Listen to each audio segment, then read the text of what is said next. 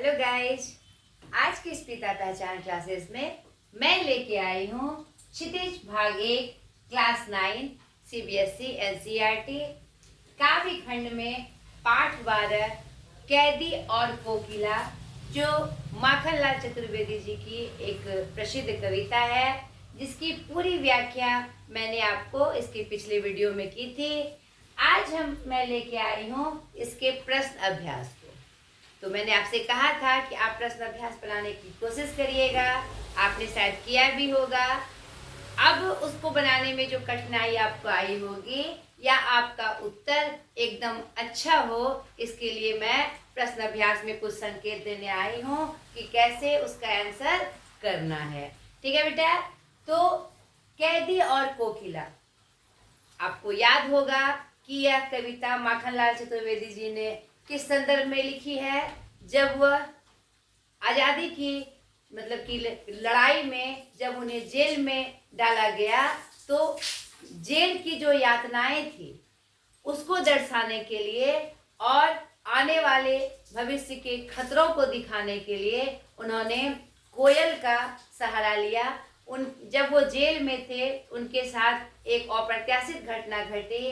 अचानक से रात में कोयल का चीखना, अचानक से कोयल की तेज आवाज का आना, तो वह कवि मन जो था, कवि का मन जहां ना जाए रवि वहां पहुंचे कवि नहीं, तो उस स्थिति में भी, उस यातना की स्थिति में भी एक कैदी के रूप में भी उनका कवि मन जाग गया और उन्हें लगा कि जरूर यह कोयल कोई ना कोई संदेश हमें दे रही है, कोई विशेष संदेश हमें दे रही है, कुछ ना कुछ ऐसा अंदेशा कोयल हमें बता रही है जिसके लिए हमें सचेत होना चाहिए। ठीक है? तो इसी संदर्भ में उन्होंने यह कविता लिख डाली, कैदी और कोकिला। ठीक है? कैदी यानी जेल में जिन भारतीयों को जबरदस्ती ब्रिटिश सरकार ने कैद करके रखा था और उन्हें जो विभिन्न यातनाएं दी जा रही थी, उसका भी चित्रण उन्होंने अच्छे से ढंग से किया है, ताकि पूरे भारतवासी को पता चले कि ब्रिटिश शासन का असली रूप क्या है और कैसे आज़ादी की लड़ाई लड़ने वाले इस दंश को सह रहे हैं, इस कष्ट को सह रहे हैं। और उन्होंने यह भी दिखाया है, इतनी यातनाओं को सहने के बाद भी हम क्या हैं? सजग हैं, हमारा मनोबल नहीं टूटा है। आज भी हम उसके लिए लड़ने के लिए, उस ब्रिटिश सरकार से लड़ने के लिए तैयार हैं और हमें स्वतंत्रता पानी है। तो एक तरह से उत्साह का भी संचरण कवि कर रहे हैं पूरे भारतवासियों के प्रति।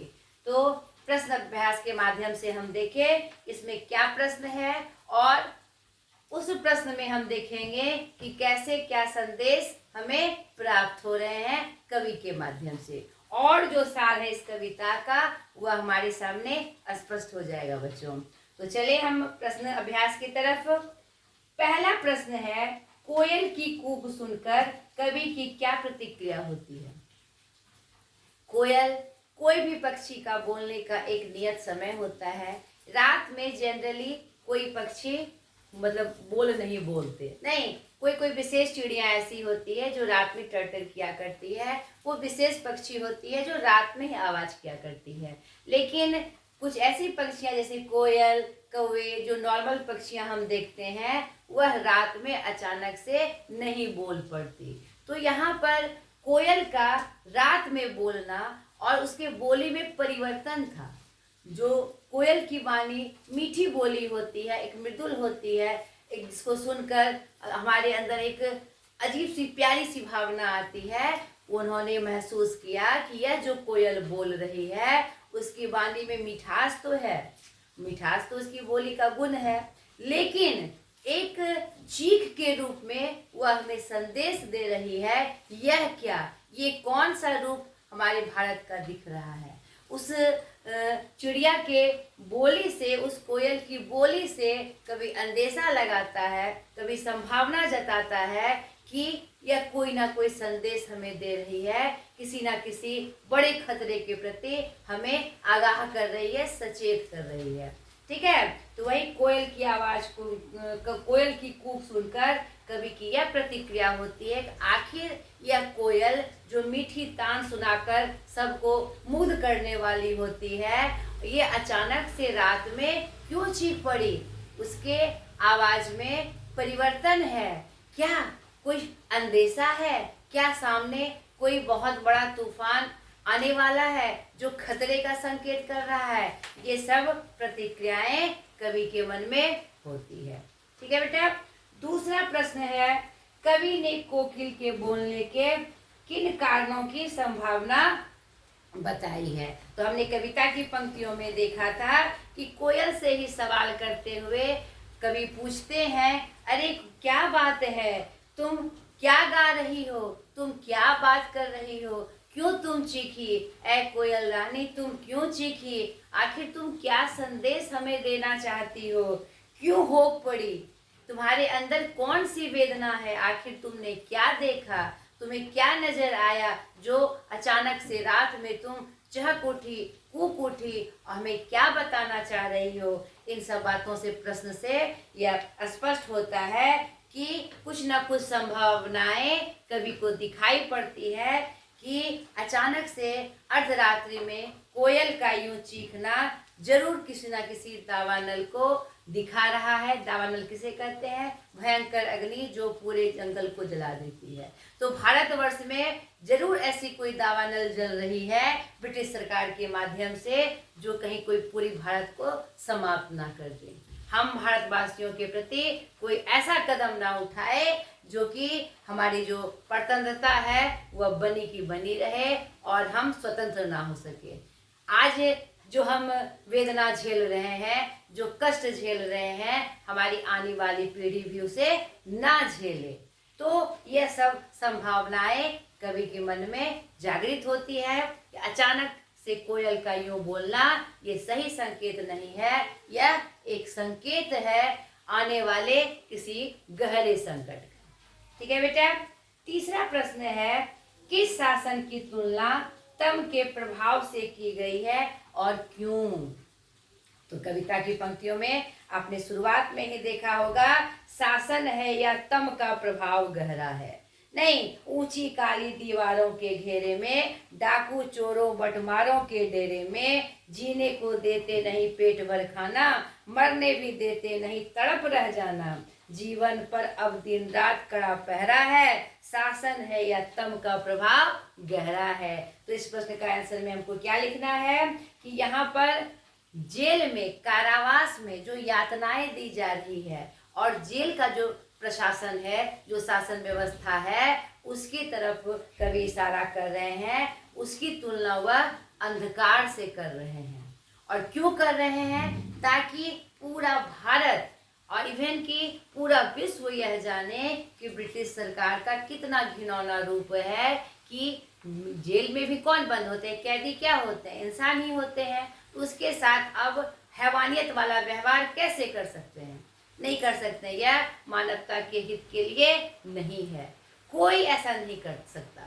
तो वहाँ पर वो यह चित्रित कर रहे हैं और स्पष्ट संदेश दे रहे हैं कि देखो ये ब्रिटिश सरकार का कितना मन बढ़ा हुआ है, कैसी कैसी यातनाएं वह जेल में जबरदस्ती हमें दे रहे हैं। यह ऊंची ऊंची काली दीवारों को बनाकर हमें बंद कर दिया गया है, अंधेरे कमरे में बंद कर दिया गया है, जहां पेट भर खाना भी नहीं दिया जाता, सिर्फ जीने के लिए, ताकि हम इस कष्ट को सह सके। उसी में उसे खुशी हो रही है। यानी हमें यह एक तरह से चिढ़ा रहे हैं कि अगर ये आज़ादी के लिए लड़ोगे तो तुम्हारी ये दुर्दशा होगी। तो हमें उसके ये जो मनोदशा है, उसका जो ये षड्यंत्र है, हमें उसे खत्म करना है। उसके षड्यंत्र को भी वह दिखाने की कोशिश कर रहे हैं। देखो ब्रिटिश सरकार का इस कारावास में कैसा अंधकार वाला शासन चल रहा है, कैसा घिनौना रूप दिखाई पड़ रहा है। इसलिए उन्होंने जेल की तुलना तम अंधकार से की है, और इसलिए की है ताकि यह संदेश पूरे भारतवासियों को और पूरे विश्व को मिले। ब्रिटिश सरकार जो एक पूरी दुनिया में एक गौरवमयी रूप में, शासन के रूप में प्रतिष्ठित है, उसका घिनौना चेहरा, उसका काला चेहरा सबके सामने आ जाए। ठीक है बेटा। नेक्स्ट प्रश्न है, कविता के आधार पर पराधीन भारत के जेलों में दी जाने वाली यंत्रणाओं का वर्णन कीजिए। यह भी मिलता जुलता है कि इस कविता में हम देखते हैं कि जो पराधीन भारत, पराधीन मतलब जो स्वतंत्र और स्वतंत्र भारत है, परतंत्र भारत है, गुलामी का भारत है, जो गुलाम है उसके साथ बहुत ही गंदा व्यवहार किया जाता है। और वह कैदी कौन होते हैं? जिसने कोई गुनाह किया हो? नहीं, हम जेल में किसको डालते हैं? जो हमारे संविधान के खिलाफ नियम को तोड़े और उसके रूप में सजा का प्रावधान है। उसमें भी ऐसा सजा का प्रावधान नहीं है जिससे हमारी मानवता क्या हो, शर्मिंदा हो जाए।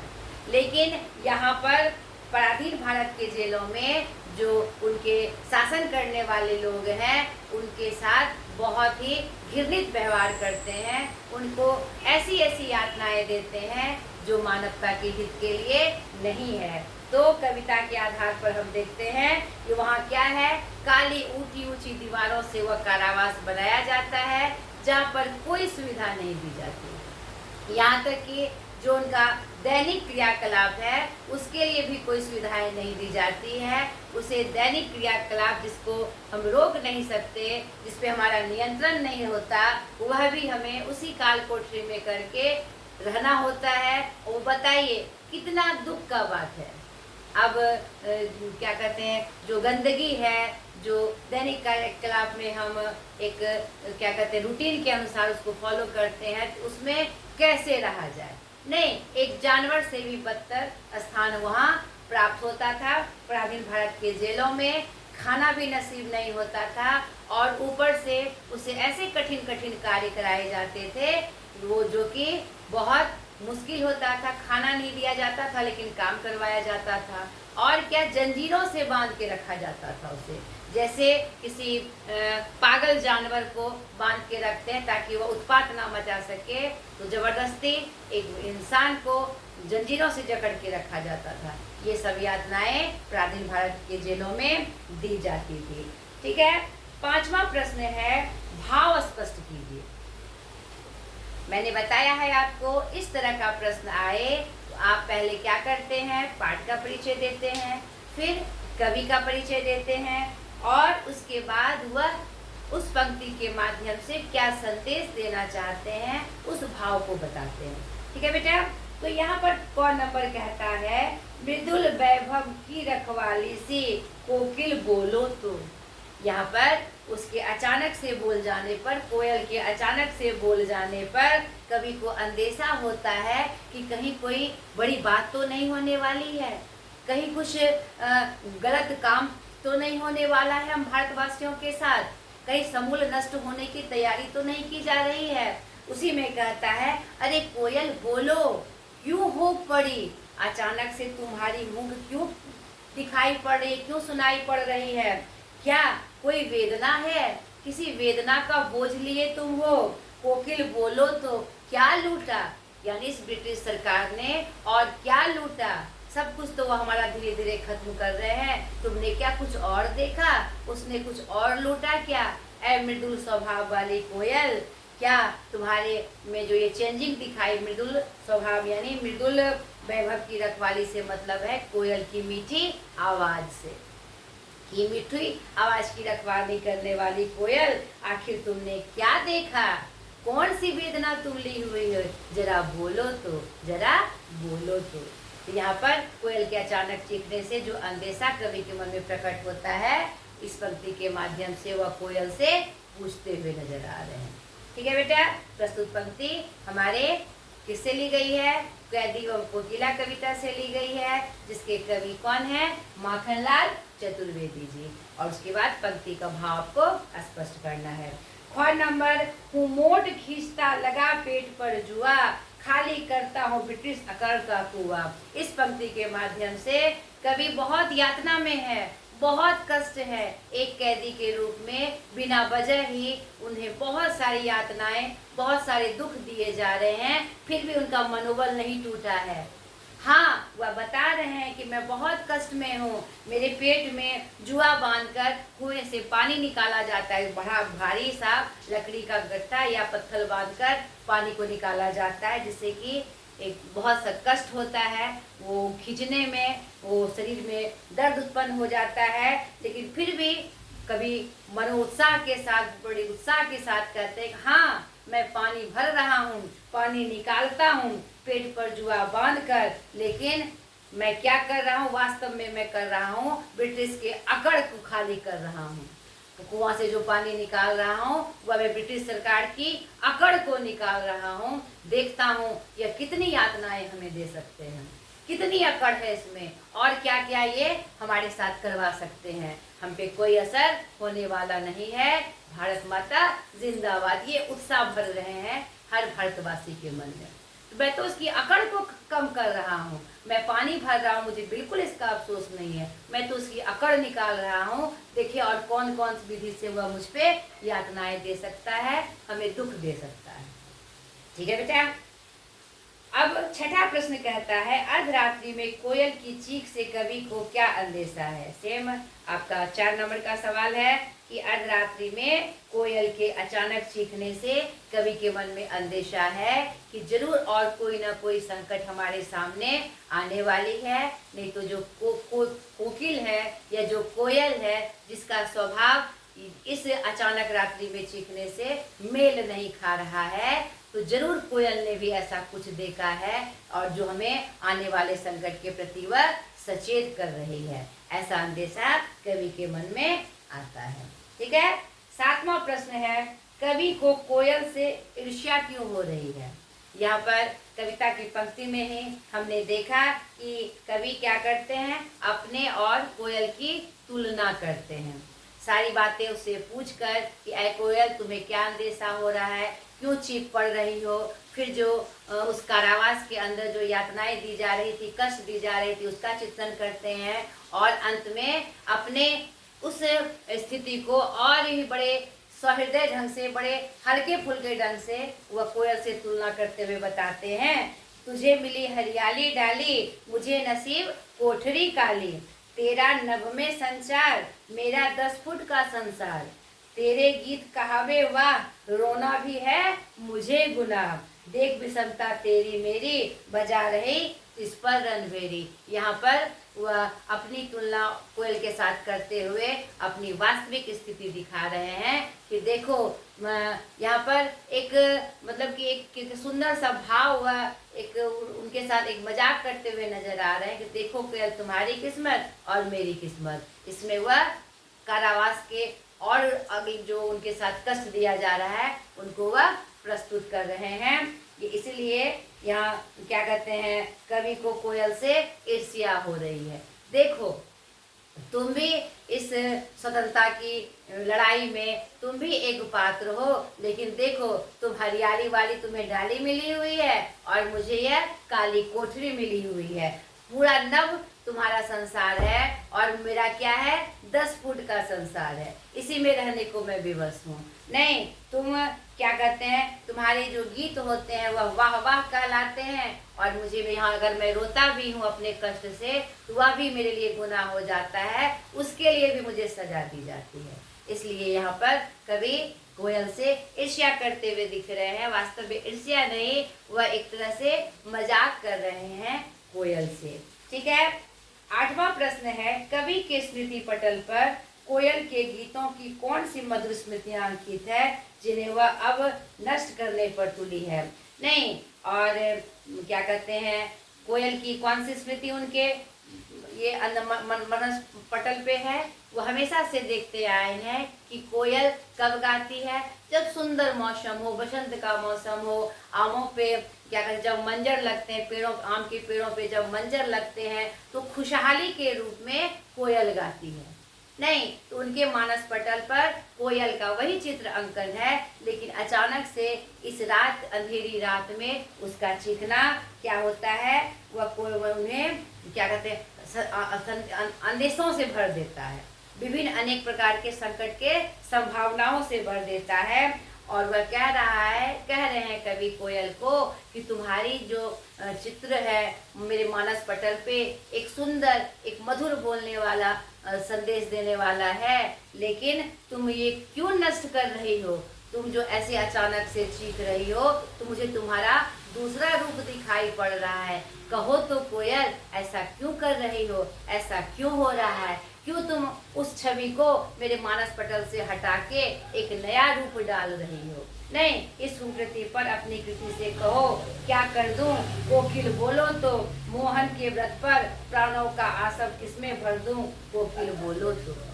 यानी मैंने तो हमेशा तुम्हारा वह रूप देखा है जिससे मीठी तान में तुम झूमते हुए नजर आती हो, लोगों को मुग्ध करते नजर आती हो, लेकिन वह छवि तुम मेरे मानस पटल से हटाकर आज कौन सी छवि प्रस्तुत कर रही हो। कोयल बोलो तो, तुम्हारा यह नया रूप क्यों दिखाई पड़ रहा है, क्यों पिछला जो रूप है मेरे अंदर से नष्ट होता नजर आ रहा है, मुझे तुम्हारे में दूसरा रूप नजर आ रहा है। ठीक है बेटा। नमा है, हथकड़ियों को गहना क्यों कहा गया है। यहाँ पर व्यंग स्वरूप कवि हथकड़ियों को क्या कह रहे हैं, गहना बता रहे हैं। किसका, ब्रिटिश राज का। नहीं, क्या कहते हैं कि उन्होंने हमें कारावास में रखा हुआ है, किससे बांधकर, जंजीरों से। नहीं, लगता है यह ब्रिटिश सरकार का यही गहना है। यहाँ पर व्यंग स्वरूप वो ये बात कर रहे हैं, इसलिए वो हथकड़ियों को क्या बता रहे हैं, गहना बता रहे हैं। किसका गहना, ब्रिटिश सरकार का गहना, जो प्यार से वो उसे पहना रहे हैं। यहाँ पर व्यंग स्वरूप वो ये बात कह रहे हैं। 10वां, काली तू ए आली। इन पंक्तियों में काली शब्द की आवृत्ति से उत्पन्न चमत्कार का विवेचन करिए। यह बहुत ही सुंदर स्टेंजा है। इसमें आप समझने की कोशिश करिए कि यहाँ पर जो काला रूप दिखाई पड़ रहा है ब्रिटिश शासन का, उनको वह मुखरित कर रहे हैं।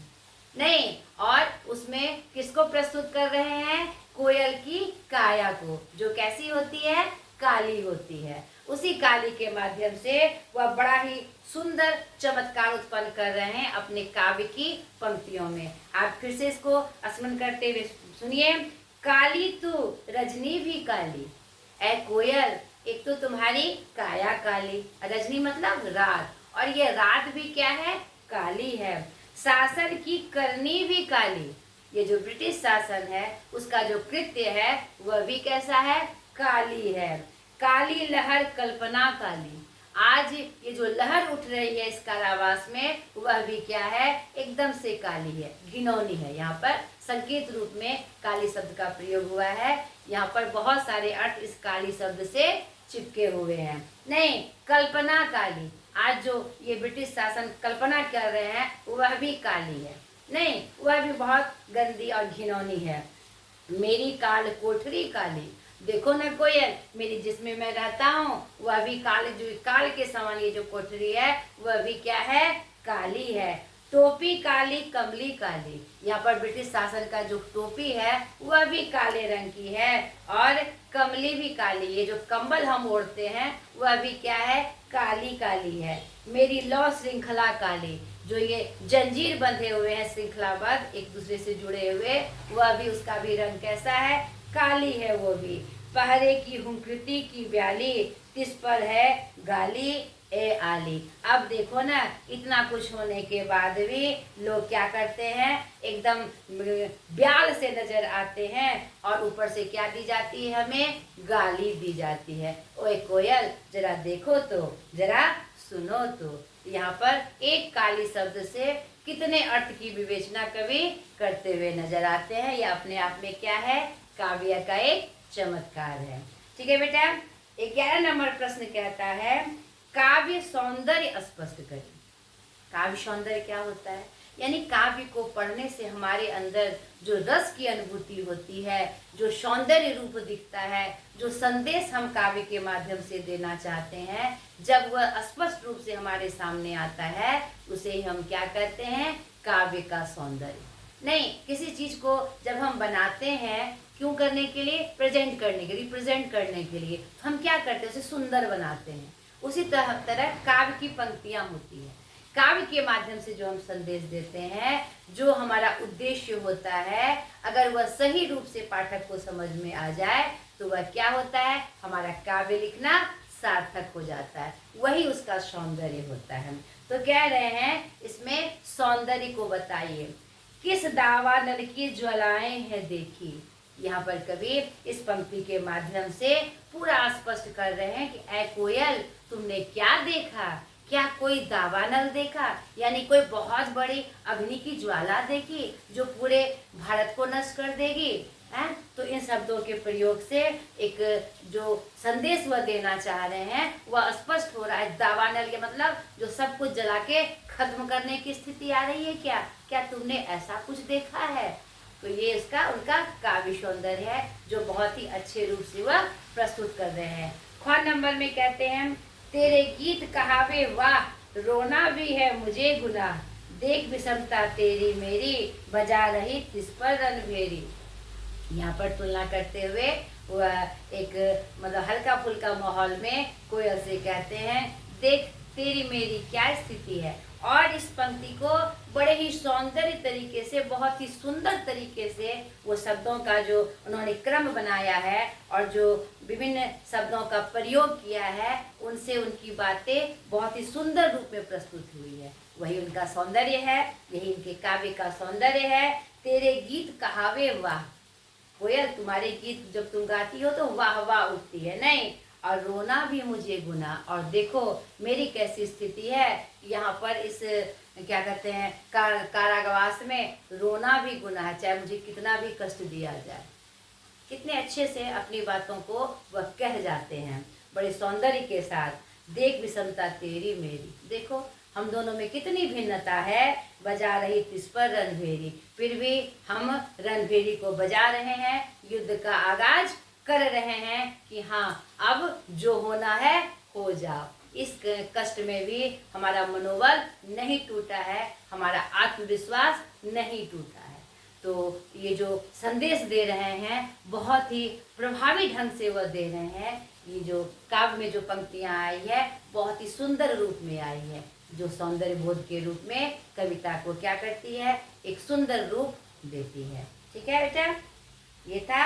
अब आगे जो है रचना और अभिव्यक्ति, इसमें आपकी कुछ एक्टिविटीज हैं, इसको करने की आप कोशिश करिएगा। पाठ्येतर सक्रियता है इसमें, पाठ को पढ़ने के बाद और किन किन कॉन्सेप्ट को आप जोड़कर और इससे संबंधित क्या जानकारी आप प्राप्त कर सकते हैं, यह आपकी एक्टिविटीज के लिए है, यह जरूर करिएगा। ठीक है, तो इतना तक ही इसका प्रश्न अभ्यास था। आशा करती हूँ आपको अच्छे से समझ में आया होगा और मैं सहायक बनी होंगी आपके प्रश्न उत्तर को करने में।